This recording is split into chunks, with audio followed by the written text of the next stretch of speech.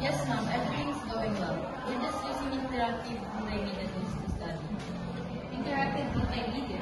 What exactly are you using? Well, we use a lot of different things. For history, I use interactive timelines and virtual museum tours. They make learning about dates and events so much more engaging than just reading a textbook. For science, I love stimulation. I can experiment virtually without the risk of missing out a real system. And for language, I use up with interactive games and pronunciation exercises. They are super fun and help us remember vocabulary naturally. I see, but don't you find that relying on multimedia distraction from traditional learning methods, textbooks, and note-taking are still important? I agree, teacher. We still read our textbooks and take notes, but the multimedia tools helps us understand the material much better.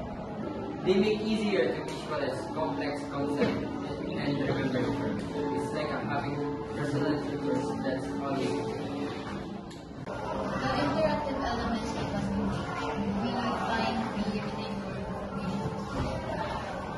Oh, okay. I understand you feel this, but there are potential downsides.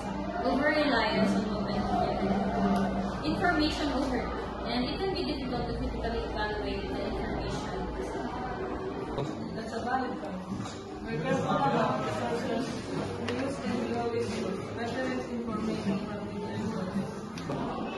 We also make sure to make breaks and not spend too much on the screen time. It's good to hear. It's important to find a balance. Multimedia can be a powerful tool, but it shouldn't replace traditional learning entirely. It's about using them strategically to enhance your understanding, not to replace it. Exactly. I see it as a supplement, not a replacement. It helps us understand the core concept better. Then, we can go back to the textbook and delve deeper.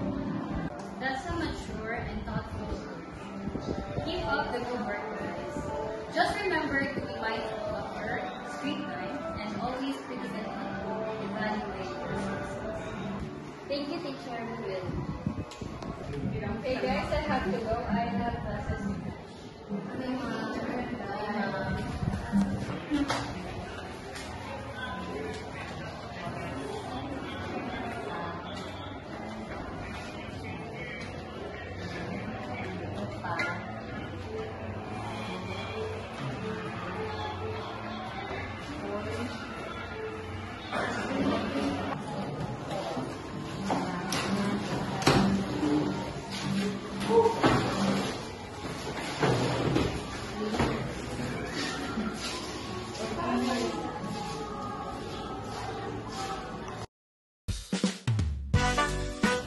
The roleplay demonstrates the benefits and drawbacks of using interactive multimedia for studying.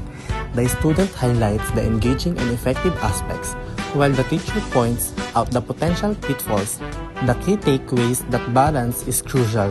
Interactive multimedia can be a valuable tool when used strategically alongside traditional learning methods.